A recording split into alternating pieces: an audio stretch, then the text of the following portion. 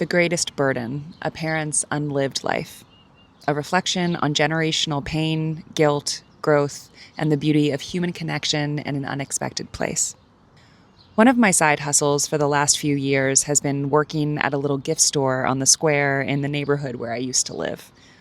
It's funny, as an entrepreneur, I often fantasize about the day I will no longer have to work a side hustle and can support myself comfortably off of my business. But when I step away from that can't wait until energy for some future reality that I'm hoping for, and I ease into accepting the present moment and all it has to offer, there's actually quite a lot about this side hustle that I'm grateful for, most of which has to do with the people I meet and connect with. The other day, I connected with a young 18-year-old woman who works at another shop nearby. When the stores are slow, we sometimes chat as we snack on the yummy treats the store owner stocks in the kitchenette. One thing about me is that I rarely have small talk with people because, well, I really dislike it. I've never been great at being inauthentic, and small talk always feels so very fake to me. If conversation doesn't flow naturally, I'd rather just go our separate ways and put both of us out of our misery. Instead, I much rather know how someone actually is doing that day. Now, I don't want to be trauma dumped on, but if we're connecting and I ask how your day's going, I genuinely want to know. And because I enjoy this type of raw, no filter, this is how it is type of conversation, I often find myself immersed in deep life chats where I'm both hearing someone else's life story and sharing parts of my own. As this 18-year-old woman, let's call her Carolina, and I chatted for a bit, she slowly started opening up about herself. She shared that she had had a panic attack at school a few days prior that she insisted came out of nowhere. Since I was a wellness specialist at an all-girls school 2 years ago, I taught her a breathing exercise that could potentially help regulate her nervous system in case she had a panic attack again. The longer we chatted, however, and the more I shared about my own anxiety and struggles at her age, the more comfortable she felt to open up about what was really going on beneath the surface.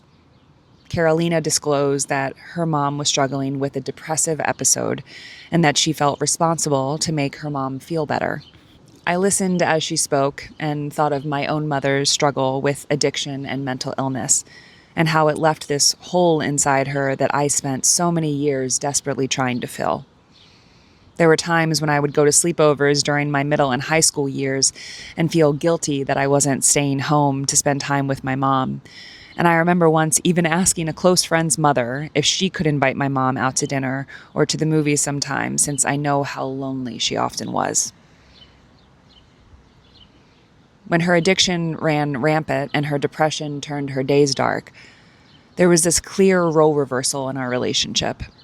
I became the mother trying to help her child feel happy, and she became the daughter, dependent on me to try and fix it. Now, what made this especially challenging was that my mom wasn't always like this. When she was sober and having a good day, she was an incredible mother to me, constantly sharing how proud of me she was, cheering the loudest at my sporting events, staying in a job she strongly disliked so we could have good benefits, and always signing up to be lunch mom even though she worked full-time hours and had to sneak out of her office during her own lunch break to be there. She was truly the best, until, of course, she was at her worst. The hardest part, perhaps, was that I never knew which version of her I'd get, which honestly just made me hyper-vigilant to my surroundings and her moods at all times, a common state to be in for those living in a home of addiction and mental illness. This eventually evolved into me being hyper-vigilant around basically everyone, a habit I'm continuously trying to unlearn as an adult. As Carolina and I shared with one another about the complicated relationships we both have with our moms, she began to tear up, which inevitably made me tear up too. I was reminded of a quote by the renowned psychiatrist, Carl Jung, that I heard recently on a podcast that said, "The greatest burden a child can have is the unlived life of a parent." And I would have to agree. Listening to Carolina admit how responsible she felt for her mom's happiness and well-being reminded me how heavy that burden feels, and also how impossible of a feat it actually is. Because despite the fact that we'd both move mountains if we could ensure our mother's joy, it never was nor will ever be in our power. For starters, my mom sadly is no longer here in this reality. And even if she was, living a full life is always up to the individual. I can say that as someone who poured every ounce of love I had into helping my mom get sober and try to make friends and work out so she could feel confident in her body and read books that uplifted her and dress in a way that made her feel beautiful and encourage her to go to AA and therapy and look for solutions to her challenges, only to discover I was destined to fail a test not designed for me. It's not that my mom didn't want to suck the marrow out of life. In contrast, I think she wanted to more than anything, which actually makes me more sad now that I think about it, knowing that she didn't or maybe couldn't. One of her favorite lines from one of her favorite movies, Auntie Mame, was, "Life's a buffet and most poor suckers are starving to death." I think her unaddressed childhood trauma paired with decades of alcohol addiction, paired with a bipolar diagnosis later in life, made it incredibly difficult, if not impossible, for her to live the life she so desperately craved. And the hard truth is, I have more empathy for all that she was navigating almost 12 years after her death than I ever could muster when she was alive. I was too close to all the pain her struggles caused. I think she was too close to it too. But regardless of whether or not she bears the responsibility of having a partially unlived life, I still took it on as my job to change it.